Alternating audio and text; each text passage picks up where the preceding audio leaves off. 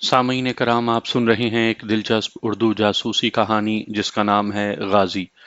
ये इस सिलसिले की किस्त नंबर 18 है। मुझे उम्मीद है आपको मेरी ये काविश पसंद आ रही होगी। आपने अगर अभी तक मेरा चैनल कहानी घर सब्सक्राइब नहीं किया तो अभी मेरे चैनल को सब्सक्राइब करके बेल नोटिफिकेशन ऑन कर लीजिए ताकि आने वाली हर नई कहानी की इत्तला बर वक्त आप तक पहुंच सके। मैं पुल की दूसरी जानिब सड़क के मोड़ पर आ गया। मैंने सोचा कि अब वक्त आ चुका है कि मैं निगरानों के खोज में दिमाग को इधर-उधर भटकाने के बजाय अपनी पूरी तवज्जो फरार होने पर मुर्तकिज रखूं। अब मुझे मेन रोड की तरफ जाने वाली ट्रक की तलाश थी। चंद मिनट के बाद ही एक ट्रक दूर से आता दिखाई दिया और मैंने निगरानों की तवज्जो हटाने के लिए पुल की जानिब चलना शुरू कर दिया।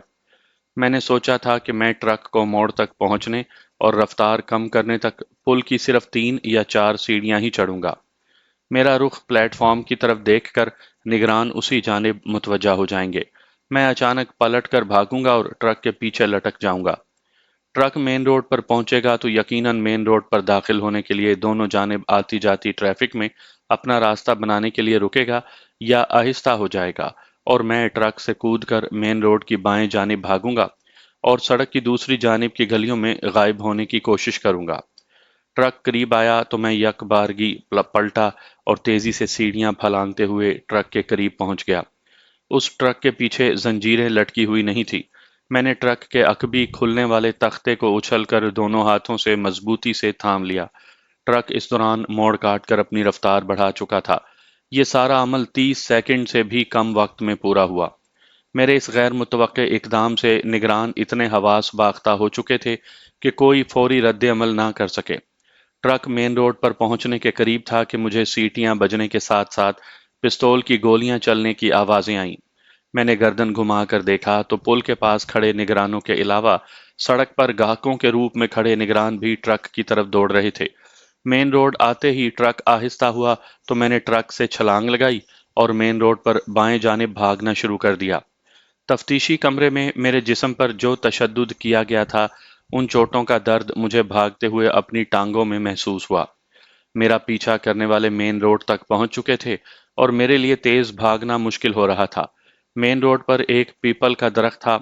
एक लम्हे को वहां रुक कर मैंने पलट कर देखा तो निगरान तो नजर ना आए, अलबत्ता दो गाड़ियां बड़ी तेजी से मेरी तरफ बढ़ रही थी।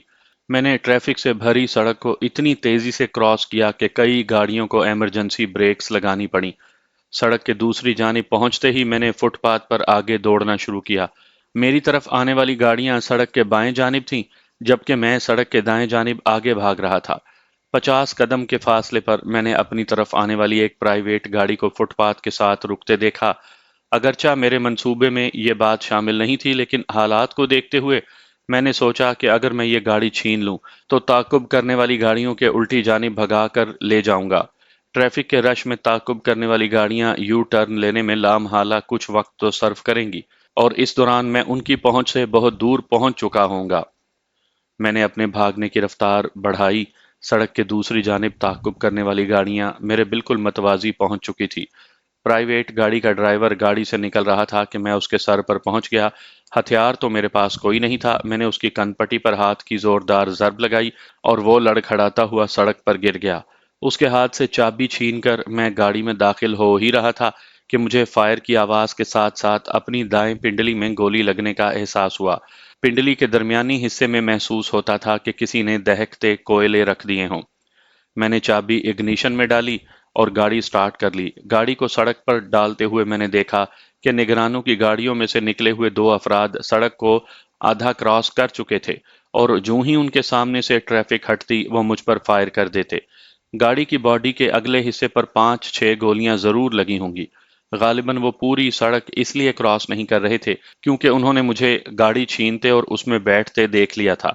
मैंने गाड़ी पूरी रफ्तार से चला दी और पुल वाली सड़क से भी काफी आगे निकल गया।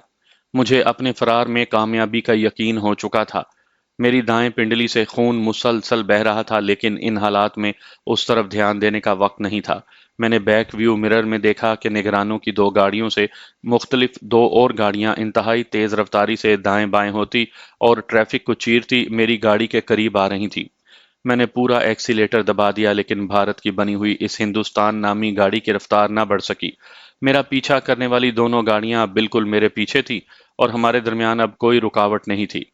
उन गाड़ियों से गालिबन राइफल बरदारों ने फायर खोल दिए और चंद ही लम्हों में मेरी गाड़ी के दोनों पिछले टायर यके बाद दीगरे ब्रस्ट हो गए।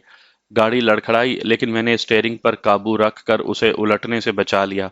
टायर फटने की वजह से रफ्तार खुद ब खुद कम हो चुकी थी। मैंने ब्रेक लगाकर गाड़ी को रोका और स्टीयरिंग पर सर रख दिया। मेरी कामयाबी मंजिल को छूते छूते नाकामी में बदल चुकी थी। तफ्तीशी टीम ने मेरे वहमो गुमान से भी ज्यादा हिफाजती इकदामात कर रखे थे। पुल वाली सड़क जहां मेन रोड से मिलती थी, वहां सड़क के दोनों अतराफ मुसल्ला निगरानों से भरी दो दो गाड़ियां एक दूसरे से मुखालिफ सिमतों में खड़ी थीं, जिनका आपस में और स्टेशन मास्टर के कमरे में मॉनिटरिंग टीम से राब्ता था। पीछा करने वाली एक गाड़ी मेरी गाड़ी के आगे और दूसरी साइड में रुक गई। मुझे खींचकर बाहर निकाल लिया गया। इंतहाई तेजी से मेरी तलाशी ली गई और मुझे साइड वाली गाड़ी की पिछली सीट पर धकेल दिया गया। मेरे दोनों जानिब दो गार्ड्स बैठ गए, जिन्होंने मेरे हाथ पुश्त पर बांधे और आंखों पर पट्टी बांध दी। अगली सीट पर उनका कोई ऑफिसर बैठा था, जो वॉकी टॉकी पर कहने लगा, सर, हमने उसे गिरफ्तार कर लिया है। उसके कहने पर गार्ड्स ने मेरी जेब से 5,000 रुपए की गड्डी और कलाई से घड़ी उतार ली। मेरी पिंडली में शिद्दत का दर्द हो रहा था, लेकिन मैंने दांतों को भींचकर आह तक न भरी। मेरी गेम खत्म हो चुकी थी। मेरा मंसूबा नाकाम हो चुका था और मेरे पास अब खुद को हालात के सुपुर्द करने के सिवा और कोई चारा नहीं था। मंसूबे की नाकामी की मायूसी और पिंडली में गोली लगने के दर्द से मैं नीम गनूदगी की हालत में था। मेरी उस वक्त की हालत बिल्कुल वैसी ही थी जैसे किसी मुजरिम की फांसी के तख्ते की तरफ जाते वक्त होती है, बल्कि उससे भी कहीं ज्यादा, क्योंकि फांसी पाने वाला तो चंद लम्हों में हर किस्म के दुख दर्द से आजाद हो जाता है, जबकि मेरे ऊपर अभी तशद्दुद के पहाड़ टूटने और जुल्म के नए नए तजर्बात किए जाने थे। नामालूम किस वक्त गाड़ी रुकी, मुझे खींचकर बाहर निकाल लिया गया। ताला खुलने और दरवाजा खोलने की आवाज आई और इतनी बेदर्दी से धक्का देकर मुझे फेंका गया कि मेरा सर सामने की दीवार से जा टकराया। बगैर मेरी आंखों पर बंदी पट्टी उतारे और हाथ खोले दरवाजा बंद कर दिया गया। दर्द की शिद्दत से मुझे बेहद प्यास लग रही थी। मैंने दो तीन बार पानी मांगा, लेकिन कोई जवाब न मिला। मेरे वालिद मरहूम कहा करते थे कि बड़ी से बड़ी मुसीबत में अगर करबला के शहीदों के दुख और तकालीफ को याद करो, तो तुम्हें अपने दुख और तकालीफ बहुत हीच नजर आएंगी। करबला वालों ने तो 3 दिन भूख और प्यास में गुजारे थे, जबकि मैंने अपनी प्यास सिर्फ 1.5-2 घंटे पहले बुझाई थी। मैंने बड़ी मुश्किल से दीवार से टेक लगाई। हाथ पीछे बंधे होने की वजह से मैं लेट नहीं सकता था। हाथों से टटोल कर मुझे मालूम हुआ कि मैं ईंटों के फर्श पर पड़ा हूँ। पंखा भी कोई नहीं था और कमरा तंदूर की तरह तप रहा था। नामालूम मैं कितनी देर उसी हालत में पड़ा रहा। पिंडली में गोली लगने की वजह से मेरी सारी टांग में इंतहाई शदीद दर्द हो रहा था। मैंने बड़ी मुश्किल से जख्मी टांग को हिलाया और उसे एक दो बार फोल्ड किया। मुझे ऐसे लग रहा था कि गोली लगने से मेरी टांग के सामने का गोश्त और हड्डी का कुछ हिस्सा टूटकर अलहदा हो चुका है, लेकिन टांग की हड्डी पूरी तरह टूटने से बच गई थी। मैंने करवट के बल लेटने की कोशिश की तो हाथ बंधे होने की वजह से बाजू मेरा वजन ज्यादा देर ना सहार सके और दीवार से टेक लगाने में ही बेहतरी नजर आई। टांग के जख्म से बहते खून को किसी हद तक रोकने के लिए मैंने उस टांग को फोल्ड कर लिया। मुझ पर गनूदगी तारी होती जा रही थी। मैंने भी इसी में आफियत समझी। यह भी अल्लाह पाक का करम है कि गनूदगी और बेहोशी की हालत में चाहे कुछ अरसा के लिए ही सही, दुख दर्द का एहसास खत्म हो जाता है। नामालूम मैं कितनी देर उसी हालत में पड़ा रहा कि 3-4 जोरदार ठुड्डे लगने से मैं होश में आ गया। मुझे खड़ा होने को कहा गया, लेकिन बावजूद कोशिश के मैं खड़ा ना हो सका। इस जुर्म की पादाश में मेरे चेहरे और जिस्म पर ठुड्डों की बारिश कर दी गई। जब फिर भी मैं खड़ा ना हो सका, तो मुझे दोनों बाजुओं से पकड़कर खड़ा किया गया और धकेलते हुए मुझे किसी जानिब ले गए। मुझे अच्छी तरह याद है कि जख्मी टांग की वजह से मैं एक कदम भी न चल सकता था। मुझे धकेला भी जा रहा था और घसीटा भी जा रहा था। इसी हालत में मुझे एक दीवार के साथ खड़ा कर दिया गया। कुछ देर के बाद एक करख्त आवाज आई, क्या तुम अपने पहले बयान में कुछ तब्दीली या इजाफा करना चाहते हो या उसी पर कायम हो? मैंने जवाब दिया, मेरा पहला बयान ही सच पर मबनी है। तुमने फरार होने की कोशिश क्यों की? क्या तुम समझते थे कि अपनी इस अहमकाना कोशिश में कामयाब हो सकोगे? उनके इस सवाल का जवाब मैंने दिया, फरार होने की कोशिश मेरा हक था और मैंने कोशिश की। नाकामी और कामयाबी तो बाद की बात है। मेरा जवाब सुनकर वो भड़क उठे। अब हम अपना हक इस्तेमाल करते हैं। मेरे दोनों बाजुओं से एक मोटा राड गुजारा गया। मेरे हाथ पीछे बंधे हुए और आंखों पर पट्टी थी, इसलिए सिर्फ महसूस ही कर सकता था। राड के दोनों सिरों पर कंडे और पेच लगने की आवाज आई और राड ने मुझे ऊपर उठाना शुरू किया और थोड़ी देर में ही मेरे दोनों पांव जमीन से उठ गए। मेरे जिस्म का सारा बोझ मेरी बगलों और कंधों पर पड़ गया। ऊपर उठाने से पहले एक मजबूत रस्सी मेरी कलाइयों के गिर्द लपेटकर उसे मेरे पेट पर कसकर बांध दिया गया था। मेरे जिस्मानी वजन की वजह से राड मेरी बगलों और पीठ के अंदर घुसा जाता था। मैंने बड़ी मुश्किल से इस अजियत से निकलने वाली चीखों को रोक रखा था और हर चीज को अल्लाह में बदलकर मुंह से निकालता था। राड के दबाव की वजह से मेरे पट्टे बेजान हो रहे थे और मुंह से सिर्फ अल्लाह की आवाज निकल रही थी। बुत परस्त अपने दरमियान अल्लाह का नाम सुनने की ताब भला कहाँ रखते। उन्होंने मेरी टांगों पर हंटर मारने शुरू कर दिए। चंद लम्हे बहुत दर्द हुआ, लेकिन अल्लाह पाक कारसाज है। मेरा दिमाग सुन्न होता चला गया और लम्हा ब लम्हा दर्द का एहसास कम होते हुए बिल्कुल खत्म हो गया। मैं बेहोश हो चुका था और ना जाने कितनी देर वो मेरे बेहोश जिस्म को ही निशाना सितम बनाते रहे। मुझे होश आया तो मेरे हाथ खुले हुए थे और आंखों की पट्टी भी उतर चुकी थी। बड़ी मुश्किल से मैं आंखें खोलने के काबिल हुआ। मेरे जिस्म का एक एक हिस्सा दर्द से फट रहा था। बड़ी मुश्किल से मैंने गर्दन घुमाकर दोनों तरफ देखा। ये 10 बाय 8 फुट का सेल था। मैं फर्श पर पड़ा था। सामने मजबूत सलाखों वाला बड़ा दरवाजा था और बरामदे में दो मुसल्ला गार्ड स्टूलों पर बैठे मेरी निगरानी कर रहे थे। कमरे में एक कोने में मिट्टी का घड़ा और प्याला था। रफा हाजत के लिए टूटे हुए घड़े का निचला हिस्सा दूसरे कोने में पड़ा था। दिन ढलता हुआ महसूस हो रहा था। मुझे कुछ इल्म नहीं था कि तशद्दुद वाली रात के बाद ये अगला दिन था या दूसरा। मेरी टांग के जख्म पर पट्टी बंधी हुई थी। रान के जोड़ से लेकर पांव तक जख्म वाली टांग बेतरह सूजी हुई थी। मैं बड़ी मुश्किल से खिसकता हुआ घड़े तक पहुंचा और पानी पिया। जख्मी टांग से खून बहुत ज्यादा बह चुका था। जमे हुए खून के निशान फर्श से होते हुए सेल के दरवाजे के बाहर बनी नाली तक चले गए थे। उस सेल के बाहर कोई चार दीवारी नहीं थी। सामने कोई 50 फुट के फासले पर टॉयलेट्स की कतार थी, जिसके पीछे एक और ऊंची दीवार पर खारदार तारों की बाड़ लगी हुई थी। पहरेदारों ने मुझे पानी पीते हुए खामोशी से देखा। मैं घसीटता हुआ फिर सेल की दीवार के साथ टेक लगाकर बैठ गया। मेरे दोनों बाजू राड की वजह से बेजान हो चुके थे और मैंने बहुत ही दुश्वारी से घड़े से पानी निकाला था। मैंने बाजुओं को हरकत के काबिल बनाने के लिए हाथों की मुट्ठियां खोलनी और बंद करनी शुरू की, ताकि बेजान पट्टों में हरकत से जान पड़ सके। पानी पीने के बाद मुझे पेशाब की हाजत हुई तो मैंने गार्ड्स को कहा, तो जवाब मिला कि दरवाजे के साथ वाली दीवार पर कर लो और बाद में पानी बहा दो। मैंने बड़ी मुश्किल से यह काम अंजाम दिया। पेशाब के साथ खून भी आया। शायद मेरे गुर्दों पर भी उन्होंने तबाह आजमाई की थी। शाम ढलते ही दाल और रोटी पर मुश्तमिल खाना आ गया।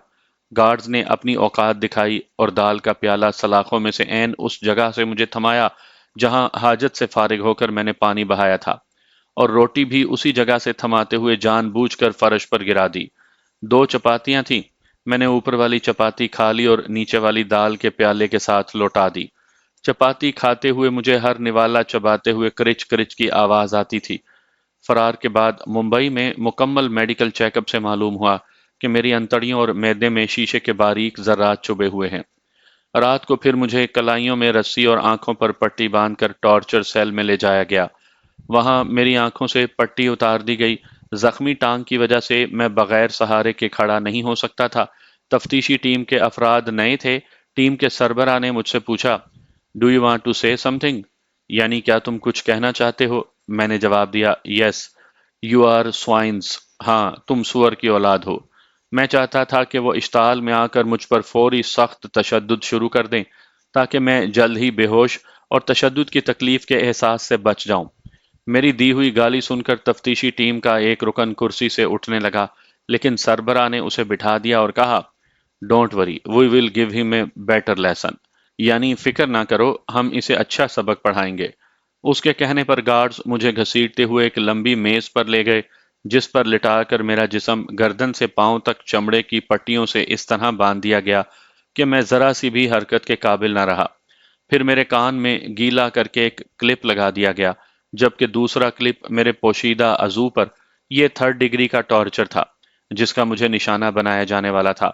ہٹلر کے پیروکار، نازی جرمنی کے سواسطکا کے نشان کو پوجنے والے یہ بھارتی ہندو اپنے ظلم و ستم میں نازیوں سے بھی چند قدم آگے تھے۔ مجھے بجلی کے جھٹکے دینے کے لیے میرے جسم پر لگائے گئے دونوں کلپوں کو بجلی کی تاروں سے منسلک کر دیا گیا، جن کے سرے ایک مشین جسے غالباً میگنو الیکٹرک کہا جاتا ہے اس میں لگے ہوئے تھے۔ اس مشین کے ہینڈل کو گھمانے سے 400 وولٹ سے بھی زیادہ بجلی نہایت مختصر وقت اور وقفوں سے پیدا ہوتی ہے۔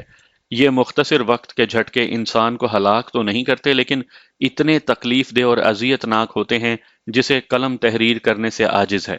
میرے منہ میں کپڑا ٹھونس دیا گیا اور مشین کا ہینڈل گھمایا جانے لگا۔ اتنے ہائی وولٹیج کی بجلی سے میرے جسم کو وقفوں سے داغا جا رہا تھا۔ پہلے جھٹکے سے ہی مجھے ایسے محسوس ہوا کہ میرا کلیجہ اور دل میرے حلق میں آ گئے ہیں۔ انتہائی مضبوطی سے بندھے ہونے کے باوجود میرا جسم ہر جھٹکے سے پھڑ پھڑاتا اور کئی انچ بما اس ٹیبل کے اچھلتا۔ مجھے ایسے محسوس ہو رہا تھا کہ میرا دوران خون رک گیا ہے اور دل کی دھڑکن بند ہو چکی ہے۔ میری آنکھیں شدت تکلیف سے حلقوں سے باہر آ رہی تھیں اور دماغ کی نسیں پھٹ رہی تھیں۔ میرا سانس رک رہا تھا۔ میں تشدد کے اس شدید ترین عذاب سے گزر رہا تھا جسے تحریر کرتے وقت آج بھی میرا جسم تھرا اٹھتا ہے۔ نامعلوم کتنی دیر مجھے بجلی کے جھٹکے دیے جاتے رہے، کیونکہ جب مجھے ہوش آیا اور میں کچھ دیکھنے کے قابل ہوا تو میں اپنے سیل میں تھا اور سورج کی روشنی پھیلی ہوئی تھی۔ میں دیکھ سکتا تھا، لیکن کچھ سمجھ میں نہیں آ رہا تھا کہ میں کون ہوں، کہاں پر ہوں اور مجھ پر کیا گزری۔ کافی وقت اس کیفیت میں گزر گیا، پھر آہستہ آہستہ حواس بحال ہونے لگے اور یادداشت جو بالکل ختم ہو چکی تھی لوٹ آئی۔ میرا سر درد سے پھٹا جا رہا تھا۔ جسم کے ایک ایک حصے میں ایسا محسوس ہوتا تھا کہ ہزاروں سوئیاں چبو دی گئی ہیں۔ میری آنکھوں کے پپوٹے بھی حرکت کرنے سے قاصر تھے اور بھوک اور پیاس کا احساس ختم ہو چکا تھا۔ شام تک میں بڑی مشکل سے اس قابل ہو سکا کہ پانی کے گھڑے تک پہنچ کر پانی پی سکوں۔ میرے کلپ لگنے والے کان اور مخصوص عضو سے خون نکل نکل کر جم چکا تھا۔ پانی پینے کے ساتھ ہی ابکائی آ گئی اور سارا پانی باہر آ گیا۔ میری جو کیفیت تھی میں اسے بیان کرنے سے عاجز ہوں۔ اسی حالت میں تھا کہ گارڈز نے سیل میں کھانا رکھ دیا۔ میں تو پانی بھی ہضم نہیں کر سکتا تھا، کھانا کیسے کھاتا؟ ایک عجیب بات تھی کہ میری زخمی ٹانگ کا درد ختم ہو چکا تھا۔ مجھے یہی محسوس ہوا، حالانکہ حقیقت میں سارے جسم میں شدید درد کی لہریں ٹانگ کے درد پر حاوی ہو چکی تھیں۔ نامعلوم کس وقت گارڈز آئے اور مجھے گھسیٹتے ہوئے اسی عقوبت خانے میں لے گئے۔ ٹیم کے افراد مجھ سے کچھ پوچھ رہے تھے۔ کیا پوچھ رہے تھے؟ مجھے کچھ سمجھ میں نہیں آ رہا تھا۔ میرے جواب نہ دینے پر مجھ پر ٹھڈوں کی بارش کر دی گئی، لیکن شاید میرا جسم بے حس اور حواس مکمل بحال نہ ہونے کی وجہ سے مجھے بہت تھوڑا درد ہوا۔ کئی آدمی مجھے دونوں اطراف سے ٹھڈے مار رہے تھے اور میں لڑکتا ہوا ادھر سے ادھر ہو رہا تھا۔ میری یہ حالت دیکھ کر کسی نے انہیں مزید تشدد سے روکا۔ نیم غنودگی کی حالت میں مجھے صرف اتنا یاد ہے کہ کسی نے میرا بلڈ پریشر دیکھا، زخمی ٹانگ پر نئی پٹی لگائی اور 2-3 انجیکشن دیے اور پھر مجھے ہوش نہ رہا۔ مجھے ہوش آیا تو اتنا اچانک تھا کہ میں ہڑبڑا گیا۔ کسی نے پانی کی پوری بالٹی مجھ پر انڈیل دی تھی۔ میں اٹھ تو نہ سکا لیکن دیکھ سکتا تھا۔ ایک گارڈ بالٹی لیے کھڑا تھا اور سیل کے باہر 2-3 آدمی موجود تھے۔ مجھے ہوش میں آتے دیکھ کر ایک آدمی نے اشارہ کیا تو 2 گارڈ سیل میں داخل ہوئے اور مجھے کھینچ کر دیوار کے ساتھ میری ٹیک لگا دی۔ ایک اور گارڈ سیل میں آیا اور چائے میں بھگو کر مجھے بسکٹ کھلائے اور چائے پلائی۔ اس کے بعد سویلین لباس پہنے 2 آدمی سیل میں آئے۔ انہوں نے میرا بلڈ پریشر چیک کیا، ٹانگ کے زخم کی پٹی بدلی، پانی کے ساتھ چند گولیاں مجھے کھلائیں اور 2 انجیکشن لگائے۔ ایک گارڈ نے سگریٹ جلا کر مجھے دیا۔ میں نے ایک ہی کش کھینچا تھا کہ شدید کھانسی کی وجہ سے دوہرا ہو گیا۔ اس کے بعد 2-3 گارڈز نے مجھے کھڑا کیا اور میرا گرفتاری کے وقت کا پہنا ہوا لباس اتار کر سلیٹی قمیض اور پاجامہ جو پہلے سیل میں مجھے دیا گیا تھا وہ پہنا دیا۔ غالباً وہ ڈاکٹر تھا جس نے مجھ سے کچھ پوچھا۔ کچھ نہ سمجھ آنے کے باوجود میں نے بولنا چاہا تو زبان نے ساتھ نہ دیا اور میں ہکلا کر رہ گیا۔ بجلی کے جھٹکوں کا مجھ پر اتنا شدید اثر ہوا تھا کہ آج 24 برس گزرنے کے بعد بھی میں بڑی مشکل سے اپنی ہکلاہٹ پر قابو پاتا ہوں اور میری بائیں آنکھ کا ڈیلا آئی بال وہ بھی بعض اوقات صحیح جگہ پر نہیں رہتا۔ مجھے دیکھنے اور خصوصاً تیسری ڈائمنشن یعنی تھرڈ ڈائمنشن میں فاصلے کا اندازہ لگانے میں خاصی دقت ہوتی ہے۔ مجھ پر یہ مہربانی ہمدردی یا انسانیت کے جذبے کے تحت نہیں ہو رہی تھی، بلکہ مجھے مزید تشدد سہنے کے لیے تیار کیا جا رہا تھا، جس کا ثبوت آئندہ دنوں میں مل گیا۔ یہ سپہر کا وقت تھا جب مجھے ہوش میں لایا گیا، لیکن میں دن اور تاریخ سے بالکل بے خبر تھا، اور نہ ہی مجھے معلوم تھا کہ میں کتنے گھنٹوں یا دنوں بے ہوش رہا تھا۔ رات کا کھانا مجھے اسی ضلالت کے ساتھ سلاخوں کے نیچے سے فرش کو چھوتا ہوا دیا گیا۔ مجھے یقین ہے کہ گارڈز اوپر کے حکم پر نہیں، بلکہ مجھ سے محض مسلمان ہونے کی وجہ سے اپنی ازلی نفرت کا اس طرح اظہار کر رہے تھے۔ آج پاکستان کے کچھ دانشور بھارت سے محبت کی پینگیں بڑھانے اور اسے موسٹ فیورٹ نیشن کا درجہ دینے کی خواہش رکھتے ہیں۔ میں نہیں سمجھتا کہ وہ اتنے کوتاہ نظر ہیں اور ان کی یادداشت اتنی کمزور ہے کہ وہ بھارت کی پاکستان پر ٹھونسی گئی 3 جنگیں بھول چکے ہیں، جن میں ہزاروں پاکستانی جوانوں نے اپنے وطن کی حفاظت کرتے ہوئے جانیں دیں۔ کیا وہ مقبوضہ کشمیر میں 6 لاکھ سے زیادہ بھارتی افواج کی کشمیری جوانوں، بوڑھوں، بچوں اور عورتوں پر بے رحمانہ ظلم اور تشدد کو دیکھ کر اور محسوس نہیں کر رہے؟ واہگہ بارڈر پر 14 اگست کو بھارتیوں سے چہلیں کرنے والوں کو کیا بابری مسجد کی شہادت یاد نہیں رہی؟ کیا انہیں بھارتی جنگی تیاریاں اور پرتھوی، ترشول اور اگنی میزائل نظر نہیں آتے؟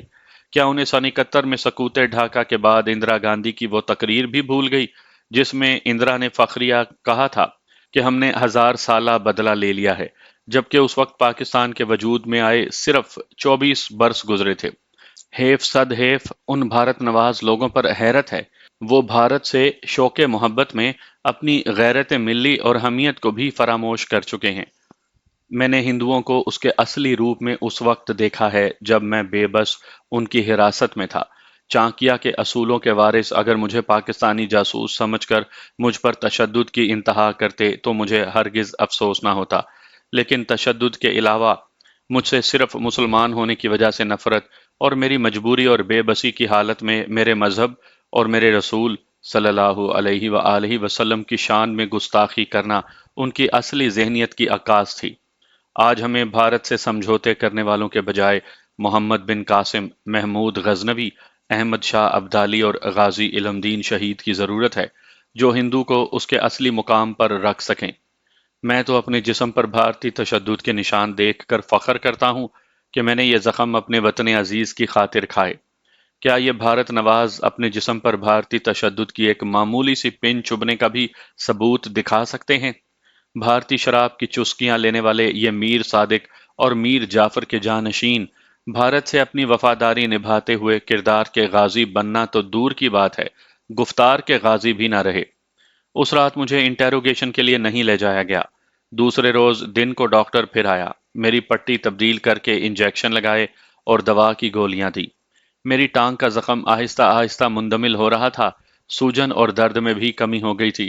اس رات مجھے پھر تفتیشی عقوبت خانے میں لے جایا گیا۔ تفتیشی ٹیم کے سربراہ نے مجھ سے پوچھا، اب کیسا محسوس کر رہے ہو؟ میں نے جواب دیا کہ زندہ ہوں۔ اس نے کہا، ہم بھی یہی چاہتے ہیں کہ زندہ رہو اور ہمارے سوالوں کے جواب دو۔ میں خاموش ہو گیا۔ تفتیشی ٹیم کے کسی فرد کے اشارے پر 4 5 گارڈز نے مجھے زمین پر لٹا کر دبوچ لیا۔ ایک گارڈ نے لوہے کے ایک چپٹے ٹکڑے سے میرا منہ کھولا اور منہ کھلا رکھنے کے لیے میرے تالو اور زبان کے درمیان میں کوئی چیز پھنسا دی۔ ربڑ کی ایک نلکی میرے منہ میں حلق تک ڈال دی گئی۔ اس نلکی کے دوسرے سرے پر جلاب دینے والا سلنڈر نما برتن تھا۔ اس کے ذریعے بہت زیادہ صابن ملے ہوئے پانی کو 2 بار میرے پیٹ میں داخل کیا گیا۔ اتنی زیادہ مقدار میں صابن ملے پانی نے میرے پیٹ کو آخری حدوں تک پھلا دیا۔ مجھے ایسے محسوس ہو رہا تھا کہ میرا پیٹ پھٹ جائے گا۔ انہوں نے اسی پر بس نہ کیا، بلکہ اور پانی میرے پیٹ میں ڈالنے لگے۔ اس دوران گارڈ نے زنجیر سے بندھے 2 کڑے میری دونوں ٹانگوں میں ڈال دیے تھے۔ جب پانی میری باچھوں سے باہر بہنے لگا تو انہوں نے میرے منہ سے نلکی اور منہ کھلا رکھنے والا لوہے کا ٹکڑا نکال دیا۔ پھر زنجیریں کھینچی گئیں اور میں ہوا میں الٹا معلق ہو گیا۔ منہ کے راستے سارا پانی اور تھوڑی سی کھائی ہوئی غذا نکل گئی۔ اس رات میرے ساتھ یہ عمل 2 مرتبہ دہرایا گیا۔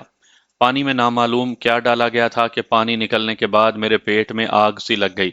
उस आग की इतनी ज्यादा तकलीफ थी कि मैं तड़पने लगा। ऐसे महसूस हो रहा था जैसे मेरे पेट में हजारों सुइयां चबो दी गई हैं। मैं अभी होश में था कि गार्ड्स ने मुझे लकड़ी के डंडों से बुरी तरह पीटना शुरू कर दिया। दर्द की शिद्दत में मैं औंधा हो गया। यकबारगी मेरे सर के दरमियान एक जोरदार डंडा लगा। मुझे अपनी खोपड़ी टूटने की साफ आवाज आई। जोरदार धमाका हुआ और मेरे हवास बिल्कुल मुअत्तल हो गए। पहली तफ्तीशी टीम ने बिल्कुल दुरुस्त कहा था कि तुम मौत मांगोगे, लेकिन तुम्हें मरने नहीं दिया जाएगा। नामालूम मुझे कब होश आया। मेरे लिए वक्त और दिन रात की तमीज खत्म हो चुकी थी। एक अजीब बात मैंने महसूस की। मेरा जिस्म चोटों से भरा पड़ा था। टांग का जख्म तशद्दुद की वजह से खुल चुका था और उससे खून बह रहा था, लेकिन जिस्म में कहीं भी दर्द का नाम नहीं था। मैंने जिस्म के मुख्तलिफ हिस्सों पर हाथ फेरा, लेकिन छूने का एहसास ना हुआ। टांग के जख्म पर बंधी पट्टी और फिर जख्म पर हाथ लगाया, लेकिन ना तो दर्द हुआ और ना ही छूने का एहसास। मेरी आंखें खुली हुई थी, लेकिन यह समझ में नहीं आता था कि क्या देख रहा हूं। मैंने सर पर हाथ फेरा तो हड्डी टूटने की जगह पर ऐसा महसूस हुआ जैसे छोटा सा स्पीड ब्रेकर बना हुआ हो। मेरे हाथ खून में लुथड़ गया, लेकिन दर्द ना हुआ। मेरी बाएं आंख के कोने से भी खून निकलकर जम चुका था, लेकिन दर्द नहीं था। सिर्फ कानों से मुसलसल शाएं शाएं की तेज आवाजें आ रही थीं। मैंने इस कैफियत से निकलने के लिए कुछ याद करने की कोशिश की तो दिमाग में धमाके होने लगे और मेरी आंखें बंद हो गईं। शायद मैं फिर बेहोश हो गया था। जब दोबारा होश आया तो दिन की रोशनी थी। मैं कुछ सोचने समझने से कासिर था। अध खुली आंखों से मैंने देखा कि मेरा गलाजत भरा लिबास तब्दील कर दिया गया था। बेइख्तियार मेरा दायां हाथ मेरे जिस्म को टटोलने लगा। मेरी खोई हुई याददाश्त आहिस्ता आहिस्ता बहाल हो रही थी। जिस्म के मुख्तलिफ हिस्सों से दर्द की टीसें भी उठ रही थीं। मैंने बड़ी मुश्किल से टांग के जख्म को छुआ तो दर्द से मेरी कराह निकल गई। नई पट्टी बंधी हुई थी, जिस्म के मुख्तलिफ हिस्सों पर बैंडेज लगे हुए थे। मैंने अपने सर की तरफ हाथ बढ़ाया तो महसूस हुआ कि एक बड़ी पट्टी मेरे सर के जख्मी हिस्से और चेहरे पर भी बंधी हुई है। लिबास की तब्दीली और तिब्बी इमदाद मेरे बेहोशी के दौरान दी गई थी। दोपहर के करीब डॉक्टर आया और मेरी दोबारा मरहम पट्टी की। डॉक्टर ने अपनी निगरानी में मुझे दूध मिला दलिया खिलवाया। मेरी हालत देखकर वो बार बार सर को झटकता था। मुझे इंजेक्शन लगाते हुए उसने आहिस्ता से बारबेरियंस यानी जालिम वहशी कहा। उसने मुझे चंद गोलियां खिलाईं और कुछ गोलियां मुझे देते हुए कहा कि दर्द होने की सूरत में खा लेना। मैं उसका शुक्रिया अदा करना चाहता था, लेकिन अभी मेरी कुव्वत गोयाई वापस नहीं आई थी। मैंने उसका हाथ पकड़ते हुए उसे इशारों से बताया कि मैं बोल नहीं सकता हूं। उसने मेरा मुंह खोला, चिमटी से जबान को पकड़कर ऊपर नीचे और आगे पीछे किया। फिर दो इंजेक्शन मेरे दाएं और बाएं कानों के नीचे लगाए। मेरे बाजू को थपथपाते हुए बोला, don't worry, you will be all right, यानी फिक्र ना करो, तुम ठीक हो जाओगे, कहा और चला गया। यकीनन ये डॉक्टर की हिदायत थी कि अगले 3 रोज मुझे इस सेल से बाहर ना निकाला गया। सुबह नाश्ते, दोपहर और रात के खाने में मुझे सिर्फ दलिया मिलता रहा। इस दौरान डॉक्टर रोज आता और मेरी मरहम पट्टी करता। मेरी कुव्वत गोयाई अगरचे वापस आ चुकी थी, लेकिन मैंने खामोश रहने में ही मसलहत समझी। पेट में साबुन और नामालूम क्या कुछ डालने से मुझे मुसलसल पेचिश हो रही थी और बुखार भी था। मैंने डॉक्टर को इशारे से बताया तो उसने गोलियां दी। वो बिला नागा हर रोज मुझे 4 इंजेक्शन लगाता था। मेरी सेहत आहिस्ता आहिस्ता बहाल हो रही थी। चौथे रोज मुझे दोपहर को सेल से निकाला गया और आंखों पर पट्टी बांध कर ले जाया गया। जब पट्टी खुली तो मैंने तफ्तीशी टीम और डॉक्टर को देखा। वो बरामदे में पेडिस्ट्रल पंखे के सामने बैठे थे। बरामदे में एक तरफ बर्फ के 2 ब्लॉक रखे थे। बरामदे के पीछे कमरे और सामने चारदीवारी थी। चारदीवारी में रेत पड़ी हुई थी। मेरे कपड़े उतारे गए और मुझे रेत पर सीधा लिटाकर मेरे दोनों हाथ और पैरों पर पहरेदारों ने अपने वजनी बूट रख दिए ताकि मैं हरकत ना कर सकूं। रेत इतनी गर्म थी जैसे जलते तंदूर से निकाली गई हो। मेरी ना सिर्फ पीठ झुलस रही थी, बल्कि ऐसे महसूस होता था जैसे सर से पांव तक का जिस्म का पूरा पिछला हिस्सा आग में डाल दिया गया हो। मैं अपने मुंह को सख्ती से बंद किए दांतों को भींचे आहो कराह को रोके हुए था। करीबन 20 मिनट के बाद मुझे रेत से उठाया गया और बरामदे में रखे बर्फ के ब्लॉकों पर लिटा दिया गया। 10-15 मिनट के बाद मुझे फिर रेत पर लिटाया गया और इस बार रेत पर लेटने के वक्त में इजाफा कर दिया गया। ये अमल 3 मरतबा हुआ। मेरा जिस्म बार बार गर्म ठंडा होने की वजह से सुन्न हो रहा था। जब तीसरी बार मुझे रेत पर लिटाया गया तो मुझे गर्म रेत की हिद्दत का एहसास बहुत ही कम हुआ। इस बार बर्फ पर लिटाने के बाद जब मुझे फिर रेत की तरफ ले जाया जाने लगा तो डॉक्टर ने चिल्लाकर कहा, he will be paralysed for ever, stop it now, बंद करो, खत्म करो, ये जिंदगी भर के लिए मफलूज हो जाएगा। तफ्तीशी टीम का मकसद भी यकीनन यही था कि इस अमल से मुझ पर फालिज गिर जाए और मैं मर जाऊं। तफ्तीश के दौरान उन्हें हर किस्म के इंतहाई तशद्दुद के बावजूद मेरी जबान खुलवाने में नाकामी हुई थी। अपनी नाकामी पर पर्दा डालने के लिए अब उन्हें मेरे मुर्दा जिस्म की जरूरत थी। मेजर एहसन पर किए गए तशद्दुद के दौरान मेजर की शहादत के बाद गालिबन तफ्तीशी टीमों को सख्ती से हिदायत की गई थी कि पाकिस्तानी जासूस जबान खोलने के बजाय तशद्दुद की मौत को तरजीह देते हैं। इसलिए उन्हें हलाक करने के बजाय जिंदा रखकर ऐसा तशद्दुद किया जाए कि वो मौत मांगे और उन्हें मौत भी ना मिले।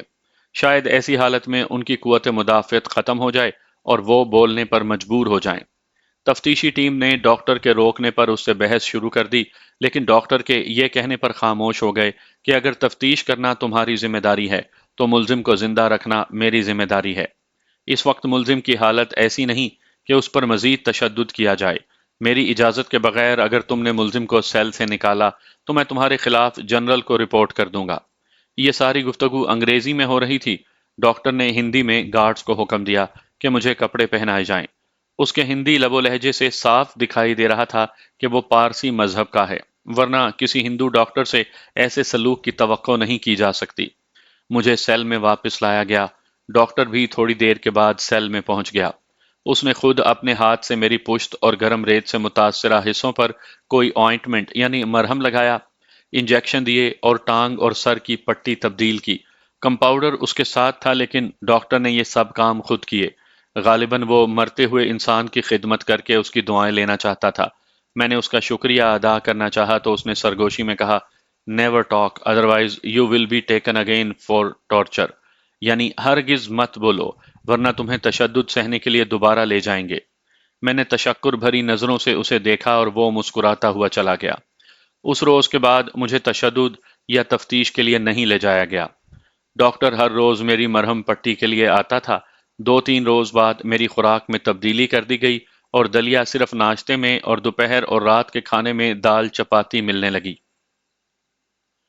मेरे सेल पर पहरेदारों की 2 रुकनी 3 टीमें थीं। हर टीम 8 घंटे पहरा देती थी। अल्लाह पाक का करम था कि मैं तेजी से रूबा सेहत होने लगा। जिस्मानी और दिमागी कमजोरी बेहद थी, लेकिन टांग और सर के जख्म भरने लगे। डॉक्टर की हिदायत के मुताबिक हर रोज मेरे सेल को धोया जाने लगा। डॉक्टर के हुक्म पर ही रबड़ के पाइप से सेल के अंदर मुझ पर पानी फेंक कर मुझे हर दूसरे रोज गुस्ल करवाया जाने लगा। मैंने डॉक्टर की हिदायत गिरा में बांध ली थी कि हरगिज ना बोलूं। तफ्तीशी टीम के अरकान 2-3 मरतबा आए और सेल के बाहर ही से मुझसे ऐसी बातें करने लगे कि मैं शायद अचानक बोल उठूं। उनकी हर बात का जवाब मैं जबान पर हाथ रखकर ऊं आं करके रह जाता और वो मुझे और डॉक्टर को गालियां बकते वापस चले जाते। डॉक्टर की मुसलसल देखभाल और दवाइयों की वजह से मैं खासा ठीक हो चुका था। मुझे पूरा यकीन था कि उस पारसी डॉक्टर की वजह से ही मैं वक्ती तौर पर टॉर्चर से बच गया हूं। लेकिन डॉक्टर आखिर कब तक मेरी ढाल बना रहेगा? मैंने इस मौके को गनीमत जाना और फरार के मंसूबे सोचने लगा। उसी रोज जब डॉक्टर आया तो मैंने उसे सर की पट्टी तब्दील करने के दौरान आहिस्तगी से कहा कि सेल के अंदर ही हाजत पूरी करने से मुझे बहुत परेशानी उठानी पड़ती है। इस शदीद गर्मी में बेहिसाब मक्खियों और बदबू की वजह से दिमाग फटने को आया है। पेचिश की वजह से बार बार मुझे घड़े के टूटे टुकड़े को ही इस्तेमाल करना पड़ता है। सेल के सामने ही लैट्रीन की कतार है। अगर गार्ड मुझे जरूरत के वक्त वहां ले जाया करें तो मैं इस अजियत से बच जाऊंगा। मेरी हालत आप देख रहे हैं कि जख्मों और कमजोरी के बायस मैं ठीक से खड़ा भी नहीं हो सकता। इसलिए मुसल्ला पहरेदारों की मौजूदगी में मेरे फरार होने का सवाल ही पैदा नहीं होता। आप पहले ही मुझ पर इतनी मेहरबानी कर रहे हैं, जिसके लिए मैं आपका ता जिंदगी मशकूर रहूंगा। अगर मजीद ये मेहरबानी कर दें तो मुझ पर बहुत बड़ा एहसान होगा। डॉक्टर ने खामोशी से मेरी बात सुनी और सरगोशी में ही जवाब दिया, आई विल ट्राई, और चला गया। सेल में मरहम पट्टी करने के दौरान उसे खुद मेरी परेशानी का बखूबी अंदाजा हो चुका था। मुझे यकीन था कि अगर डॉक्टर चाहे तो ये सहूलत दिलवा सकता है। तफ्तीशी टीम का काम अगर मुझसे राज उगलवाना था तो डॉक्टर का काम मुझे जिंदा रखना था। इसीलिए मुझ पर तशद्दुद के दौरान डॉक्टर तफ्तीशी टीम से ना सिर्फ उलझ गया था, बल्कि उसने तशद्दुद भी रुकवा दिया था। यकीनन कोई आला ओहदे का ऑफिसर मेरे केस का इंचार्ज होगा और डॉक्टर की उस तक डायरेक्ट रसाई होगी। दूसरे रोज ही सुबह के वक्त लोहे का एक कड़ा मेरी बाएं कलाई में पहना दिया गया। गार्ड कमांडर जो नायब सूबेदार और सिख था, उसने गार्ड्स को सेल की चाबी दी और उन्हें कहा कि आइंदा मुझे हाजत के लिए लैट्रीन में ले जाया करें। कड़े में रस्सी बांधकर दूसरा सिरा एक गार्ड पकड़े, जबकि दूसरा गार्ड अपनी राइफल तैयार रखे और अगर मैं भागने की कोशिश करूं तो बिला ताखीर मुझे गोली मार दी जाए। गार्ड कमांडर गार्ड्स को यह हिदायत देकर मुझसे मुखातिब हुआ और पंजाबी में कहने लगा, कितना गबरू है तू, और तेरा जो हाल हो चुका है, तू अगर ना बोला तो इससे भी बदतर हाल होगा, और अगर तू बोला तो फिर भी तुझे जिंदा नहीं छोड़ेंगे। जहां इतना तशद्दुद तूने सह लिया है वहां थोड़ा बहुत और सह लेना। उसने खुलकर और साफ बात तो नहीं की, लेकिन बैनुल सतूर मुझे सब कुछ बता दिया था। मेरे लिए भी ये आखिरी मौका था कि फरार की कोशिश करूं। इस कोशिश में कामयाबी या नाकामी दोनों सूरतों में मेरी निजात थी। इतने सख्त तशद्दुद के बाद ये वक्फा मेरे लिए सुनहरी मौका था।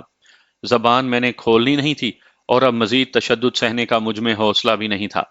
यही गार्ड कमांडर एक रोज हाथ में हिंदी अखबार लिए मेरे सेल में आया और कहने लगा कि पाकिस्तान में दरियाए जेहलम में सख्त तुगयानी आई है और दरिया के किनारे 80 से ज्यादा गांव जेर आब आ गए हैं। मेरा गांव तो उस दरिया से बामुश्किल आध किलोमीटर के फासले पर है। मैं परेशान हो गया और उसे बताया कि मेरे घर में मेरी ज़ईफ वालदा, बीवी और 3 साल के एक बेटे के सिवा कोई फर्द नहीं। नामालूम सैलाब से उनका क्या हशर हुआ होगा। काश मैं वहां मौजूद होता। मेरी बात सुनकर ये सिख बोला, क्या तू रब है जो इस सैलाब को रोक सकता, या जिनके घरों में मर्द हैं क्या वो सैलाब को रोक सके होंगे? सब कुछ रब पर छोड़ दे। और यकीन जानिए, उसकी ये बात सुनकर मुझे बिल्कुल सुकून मिल गया। उसने बिल्कुल दुरुस्त कहा था। मैं घर में मौजूद होते हुए भी क्या कर सकता था? वाकई सब कुछ अल्लाह के इख्तियार में है। हम इंसान जो खुद को बहुत कुछ समझते हैं, इतने हकीर और मजबूर हैं कि अपनी पीठ पर भी नहीं देख सकते कि क्या है। पाकिस्तान पहुंचकर मुझे मालूम हुआ कि सैलाब के पानी ने हमारे घर को चारों तरफ से घेर लिया था, लेकिन घर के मकीनों और सामान को कुछ नुकसान पहुंचाए बगैर सैलाबी पानी 2-3 रोज में उतर गया। मैंने अपनी पूरी तवज्जो गार्ड्स पर मबजूल कर दी। दो दो गार्ड्स 8-8 घंटे की ड्यूटी मेरे सेल पर देते थे। उनमें से 2 गार्ड तो इंतहाई मुतासिब थे। यही वो गार्ड थे जो मुझे सलाखों के नीचे से गलाजत को छुआ हुआ खाना दिया करते थे और अक्सर औकात मुझे फहश गालियां भी देते। 2 गार्ड बिल्कुल रोबोट की तरह थे। ड्यूटी के 8 घंटों में से 6-7 घंटे ये धूप और गर्मी की परवाह के बगैर सेल के एक कोने से दूसरे कोने तक बाकायदा मार्च करते हुए पहरा देते। वो आपस में भी बहुत थोड़ा बोलते। मुझे मुखातिब करने का तो सवाल ही पैदा नहीं होता था। गार्ड्स की तीसरी जोड़ी उन दोनों के मुकाबले में निस्बतन बेहतर थी। उनमें से एक गार्ड अपने माथे पर हमेशा पिसा हुआ चंदन और चावल के चंद दाने लगाए रखता था। सिगरेट पीते हुए वो कभी कभी मुझे भी एक सिगरेट दे देता। उन्हीं मुतासिब गार्ड्स ने एक रोज जब मुझे लैट्रीन जाने के बाद सेल में बंद किया तो मैं नकाहत के मारे फौरी लेट गया। थोड़ी देर के बाद ही मुझे पांव के करीब टांग पर किसी चीज के रेंगने का एहसास हुआ। मैंने देखा तो एक बड़ा बिच्छू मेरी टांग पर चल रहा था। इससे पहले कि वो डंक मारता, मैंने उसे उंगलियों से झटक दिया। उसे मारने के लिए मैंने तकिए की जगह सर के नीचे रखने वाली ईंट उठाई तो ईंट के नीचे दरमियान में बने खोल में और 3 बिच्छू थे। मैंने चारों बिच्छुओं को ईंट से मार दिया। दोनों गार्ड ये देख रहे थे। बिच्छू मारने पर उन्होंने मुझे बेतहाशा गालियां दी। शायद बिच्छू भी उनका कोई भगवान था। ये बिच्छू यकीनन उनकी इमा पर ही सेल से मेरी गैर हाजिरी के दौरान छोड़े गए थे। मेरे बोल ना सकने की एक्टिंग कामयाबी से जारी थी। डॉक्टर की अद्वियात से अगरचे पेचिश में खासी कमी हो चुकी थी, लेकिन मैं फरार के मंसूबे को अमली जामा पहनाने के लिए, अपनी प्लानिंग को फूल प्रूफ बनाने के लिए 24 घंटों में 10 मरतबा लैट्रीन जाता। मुझे ये चंद मिनटों का मौका तभी मैसर आता जब मुझे सेल से बाहर निकाला जाता था। सेल से बाहर गिरदो पेश का तफसीली नक्शा मैंने जहन में महफूज कर लिया था। मेरा सेल 10 सेल्स की एक कतार में दाएं जानिब से तीसरा था। बाकी 9 सेल या तो खाली थे या उनमें ऐसे लोग मबहूस थे जिनके लिए गार्ड्स की जरूरत नहीं थी। मेरे सेल के तकरीबन सामने ही लैट्रीन की कतार थी, जिनमें दाखिले का रुख दूसरी जानिब था। मेरे सेल से बाएं जानिब लैट्रीन से बहुत थोड़े फासले पर एक मंजिला बैरकें थीं। दाएं जानिब एक पतली सड़क थी और सड़क के पार बनी हुई इमारत की पुश्त थी। लैट्रीन से ज्यादा 30 कदम के फासले पर एक ऊंची दीवार थी اس دیوار پر خاردار تاروں کی باڑ لگی ہوئی تھی۔ اس دیوار کی بلندی اور باڑ سے اندازہ ہوتا تھا کہ یہ بیرونی دیوار ہے۔ دیوار کی دوسری طرف سے گاڑیوں کے چلنے کی آوازیں آتی رہتی تھیں۔ میں نے سیل سے ہر بار نکل کر مین دروازہ یعنی مین انٹرنس دیکھنے کی کوشش کی، لیکن ناکام رہا۔ میرے خیال میں میرا سیل اور ارد گرد کی عمارتیں ہیڈ کوارٹرز کی چار دیواری میں گھرے علاقے کے عقبی حصے میں تھیں۔ میرے لیے فرار ہونے کا ایک ہی ذریعہ تھا کہ میں تاروں والی دیوار پھلانگ جاؤں۔ میں نے اندازہ لگایا کہ دیوار کی بلندی 8 فٹ کے لگ بھگ تھی اور سب سے نیچے والی خاردار تار دیوار سے 6 انچ بلند تھی۔ اس تار کے اوپر 5 یا 6 مزید خاردار تاریں تھیں جو 10 10 فٹ کے فاصلے پر دیوار میں گڑے ہوئے حلالی شکل کے ٹی آئرن سے بندھی ہوئی تھیں۔ اگر میں کسی طرح سب سے نیچے والی تار کو تھام کر اس کے سہارے اپنے جسم کو اونچا کھینچ لینے میں کامیاب ہو جاؤں تو تقریباً 3 فٹ اونچی خاردار تاروں کو پھلانگ کر دیوار کی دوسری جانب کود سکتا تھا۔ ان خاردار تاروں کو پھلانگنے اور دیوار کی دوسری جانب کودنے میں میرا زخمی ہونا لازمی تھا، جبکہ میری ٹانگ ابھی تک ٹھیک نہیں ہوئی تھی اور میں لنگڑا کر بہت آہستہ چل سکتا تھا۔ یہ سب تو بعد کے مرحلے تھے۔ سب سے پہلے تو مجھے مسلح گارڈ سے جان چھڑانے کی سبیل کرنی تھی۔ میں نے اس کے علاوہ دیگر ممکنہ ذرائع پر غور کیا، لیکن سب ناممکن العمل ثابت ہوئے۔ اس منصوبے میں بھی میری کامیابی کے صرف 5% چانسز تھے۔ پہرے دار ہر وقت مسلح رہتے تھے۔ ان کے ہاتھ میں رائفلیں اور پیٹی کے ساتھ بیک پر بے نوٹ یعنی سنگینیاں لٹکی ہوتی تھیں۔ سنگین پیٹی پہ لگی ایک چھوٹی میان ہوتی ہے جسے ایک چھوٹی پیٹی میں لگا سٹچ بٹن میان میں قابو رکھتا ہے۔ اگر بٹن کھول دیا جائے تو سنگین کو فوری نکالا جا سکتا ہے۔ میں یہ تفصیل اس لیے بتا رہا ہوں کہ فرار کے عمل کے دوران اس کی تفصیل بیان کرنا مناسب نہ ہوگا۔